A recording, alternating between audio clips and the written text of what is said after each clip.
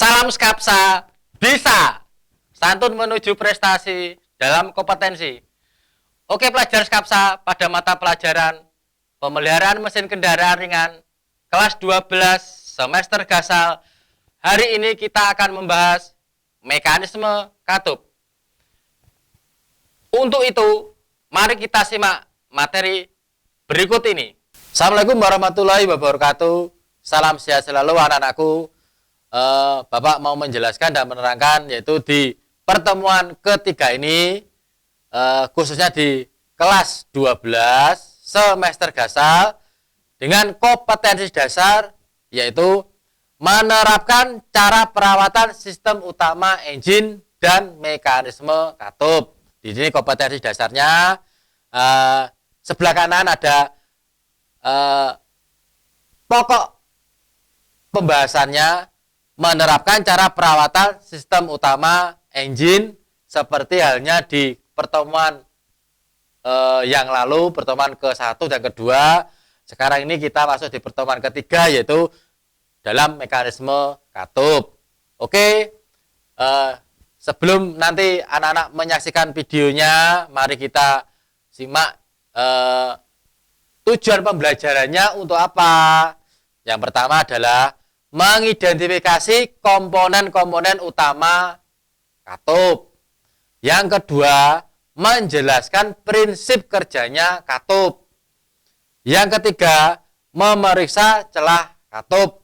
Jadi ada 3 item. Anak-anak nanti selama menyaksikan video ini ada komponen-komponen katup, bagian-bagian katup, nama-namanya apa saja. Yang kedua, prinsip kerjanya katup itu sendiri bagaimana. Terus yang ketiga, cara pemeriksaannya celah katup. Oke, anak-anak kita bisa lanjutkan. Di sini mekanisme katup dalam bahasa asingnya adalah valve mekanisme. Di sini ada beberapa item.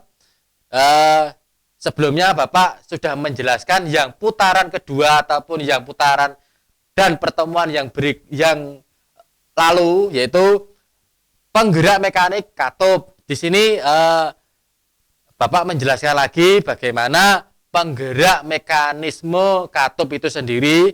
Di sini ada 3 item yang mensupport mekanisme katup yaitu penggeraknya bisa dilakukan dengan timing gear. Yang berikutnya menggunakan timing chain ataupun rantai. Yang berikutnya adalah timing bell, yaitu bisa digunakan pada sabuk, itu namanya bell. Jadi penggerak mekanisme katup di sini ada 3 item. Penggeraknya yang pertama adalah ada timing gear, terus ada timing chain, terus ada juga timing bell. Jadi di sini ada timing gear itu berupa rantai gear. Ada yang timing chain itu berupa rantai, ya, mata rantai. Ada yang timing bell itu berupa sabuk. Oke, anak-anak kita lanjutkan.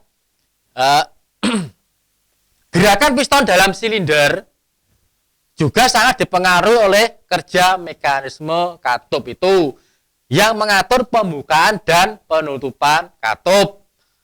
Di sini nanti anak-anak biar tahu bagaimana bentuk katup, fungsinya untuk apa.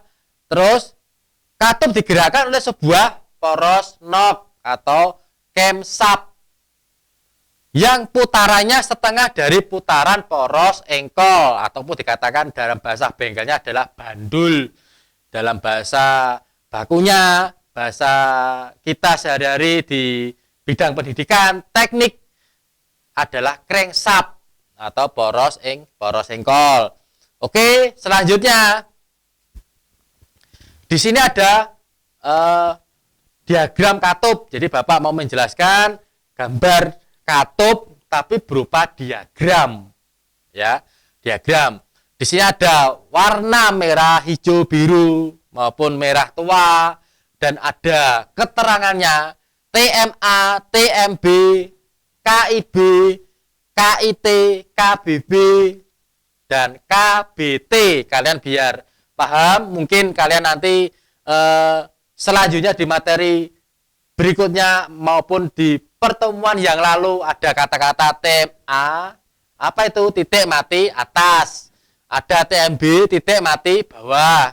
Ada KIB, katup hisap buka. Ada KIT, katup hisap tutup. Ada KBB, katup buang buka. Ada KBT, katup buang tutup. Jadi ini adalah istilah singkatan dari bahasa bidang teknik otomotif, terutama pada komponen-komponen bidang otomotif. Di sini ada bentuk diagram katup, putarannya searah jarum jam. Di sini KIB kita diposisikan titik mati atas, itu dikatakan bahwa top silinder ataupun piston posisinya di atas. Posisi di atas, KIB hingga KBT, KIB, katup isap buka hingga KBT, katup buang tutup, itu sama-sama membentuk sudut 15 derajat dan 15 derajat. Jumlahnya total adalah 30 derajat. Kemudian putarannya setengah putaran dari poros engkol dari TMB titik mati bawah. Di sini TMB titik mati bawah. Setelah dari TMA bergerak setengah putaran poros engkol hingga di titik mati bawah poros engkol, posisinya di KIB, katup hisap tutup, hingga KBB, katup buang buka, itu semuanya membentuk sudut 45 derajat. Jadi masing-masing 45 derajat, totalnya ada 90 derajat. Ini jika putarannya setengah putaran poros engkol atau crankshaft. Jadi di sini ada diagram katup. Posisinya kita nanti pada diagram katup itu yang warna merahnya adalah diposisikan pada saat putaran berjalan. Jadi titik mati atas ke titik mati bawah itu masing-masing dari katup hisap maupun katup buang membentuk sudut sesuai dengan putaran poros engkol itu sendiri. Jadi di sini ada garis besarnya bagaimana kerja katup jika putarannya setengah dari putaran poros engkol. Oke anak-anak, selanjutnya kita di sini ada bagian-bagian atau komponen katup. Pembukaan katup berasal dari sebuah tonjolan nok. Biar tahu bentuk nok itu yang bagaimana. Ini bentuk nok, jadi bentuknya lonjong tapi tegak, seperti telur ya, seperti telur. Mungkin anak-anak tahu bentuk telur itu bulat ataupun lonjong. Kita terapkan baik-baik, kita simak baik-baik bahwa telur itu sama halnya bentuknya seperti nok. Di sini noknya miliknya siapa? Poros nok atau dikatakan dalam bahasa asingnya adalah crankshaft. Bentuk dari tonjolan cam dapat mempengaruhi diagram pembukaan katup. Seperti tadi diagram pembukaan katup, pada saat katup membuka setengah putaran poros engkol, nok akan berputar setengah putaran poros engkol. Di sebelah kanan ini ada bagian-bagian katup. Yang bagian ujung atau bagian atas itu warna biru, namanya rocker arm.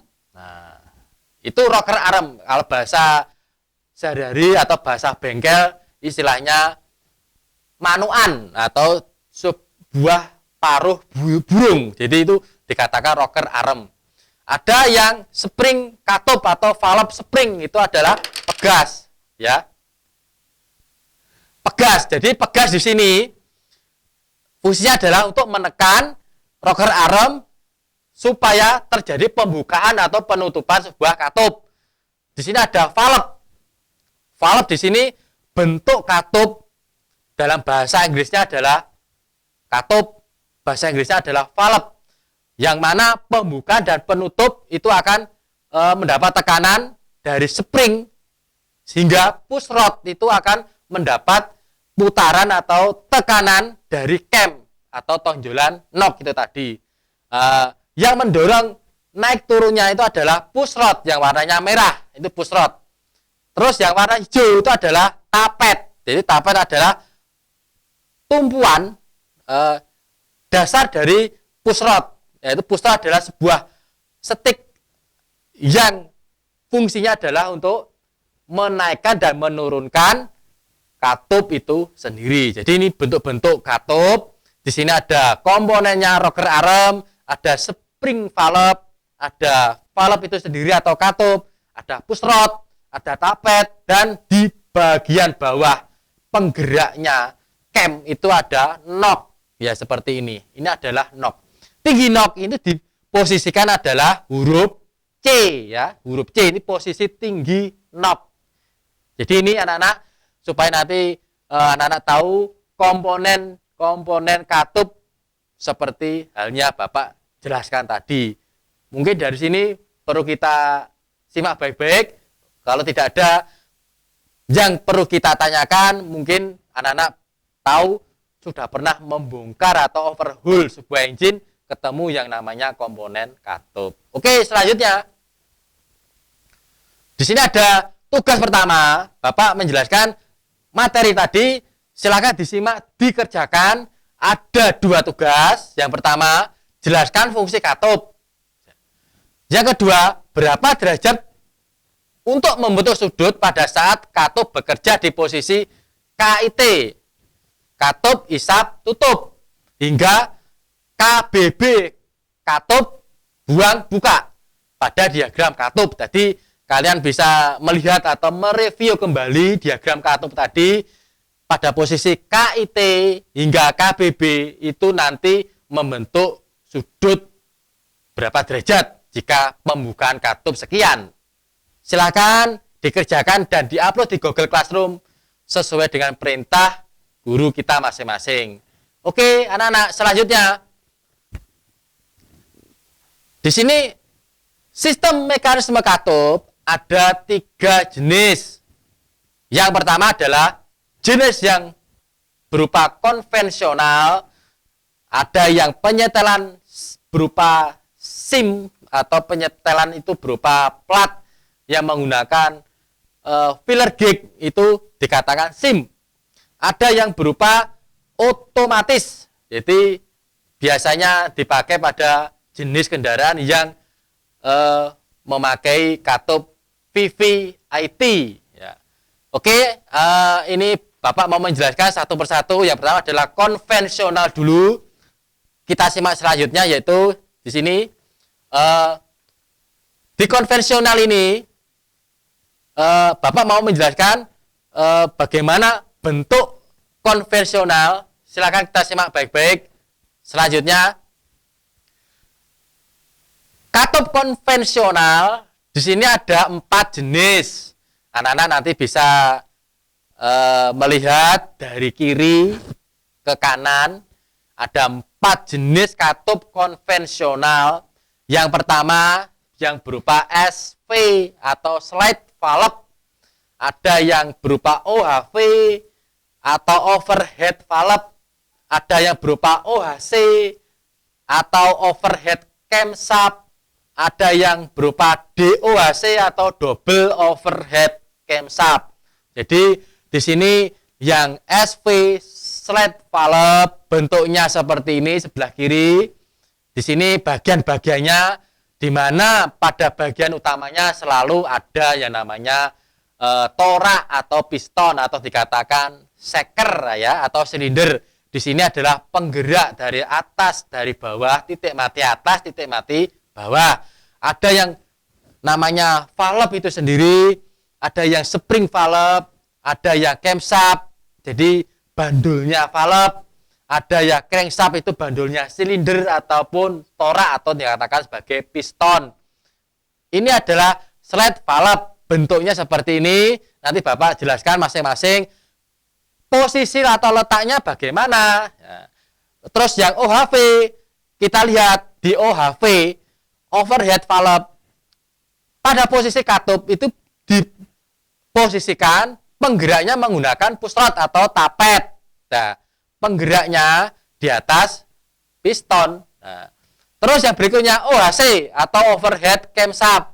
Di OHC itu biasanya yang namanya camshaft atau poros nok diposisikan di atas silinder atau di atas piston, tapi menggunakan yang namanya chain atau rantai ya. Terus yang bentuk DOHC, double overhead camshaft. Yang DOHC ini pengamannya menggunakan sebuah bel atau sabuk. Ada dua ataupun double camshaft, yaitu posisinya poros noknya ada dua ya. Diposisikan pada poros noknya ada dua itu penggeraknya menggunakan bel ataupun sabuk. Jadi anak-anak silakan disimak baik-baik. Bapak menjelaskan dari gambar 1 SV, gambar 2 OHV, OHC dan DOHC. Oke, selanjutnya kita simak yang selanjutnya yaitu pada SV atau slide valve konstruksi katupnya diposisikan atau diletakkan di samping sebelah silinder. Jadi tadi konstruksi katupnya itu diposisikan atau ditaruh di sebelah sampingnya silinder. Terus yang OHV overhead valve camshaftnya atau poros noknya terletak di bawah silinder, yaitu di bawahnya piston atau torak. Terus OHC atau overhead camshaft poros cam atau poros noknya terletak di atas seker atau di atas sebuah torak atau piston. Terus yang berikutnya jenis DOHC atau double overhead camshaft, porosnya ada dua atau double, camnya terletak di atas kepala silinder. Jadi dua-duanya terletak di atas silinder. Penggeraknya menggunakan sabuk atau bel. Jadi ini jenis dari katup konvensional ada dua item yang termasuk katup konvensional, ada slide valve, ada OHV, ada OHC dan ada DOHC. Mungkin anak-anak tahu sekarang mobil banyak yang tipenya DOHC.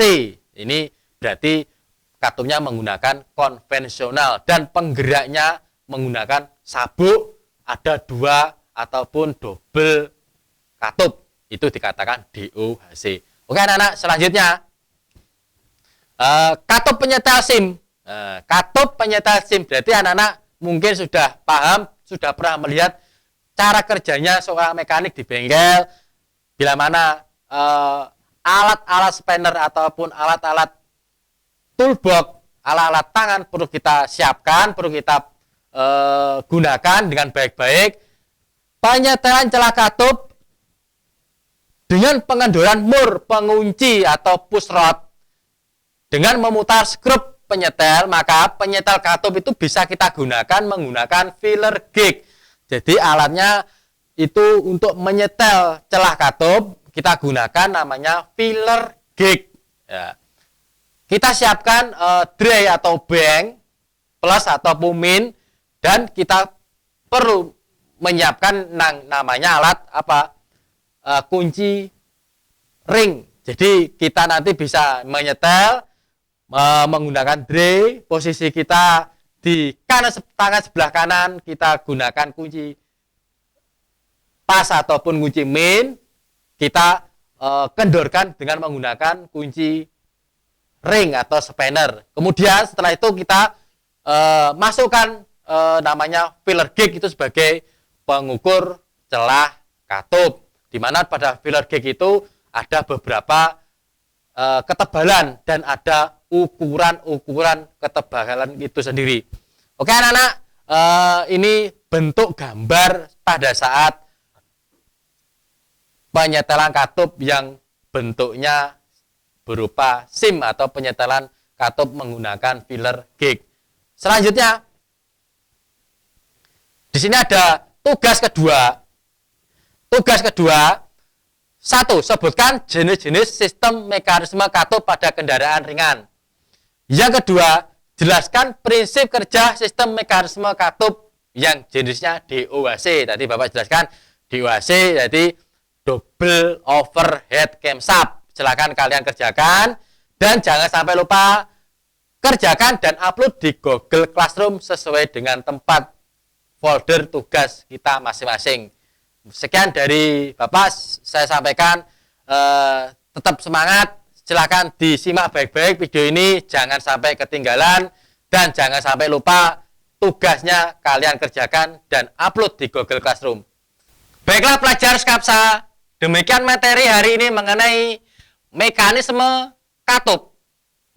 Untuk pengumpulan tugas, silakan upload di Google Classroom.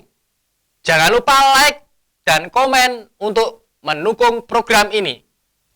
Klik subscribe dan tekan tombol lonceng supaya tidak ketinggalan informasi. Dan share jika menurut kalian video ini bermanfaat untuk orang lain. Sampai jumpa di video kita selanjutnya. Salam Skapsa, bisa!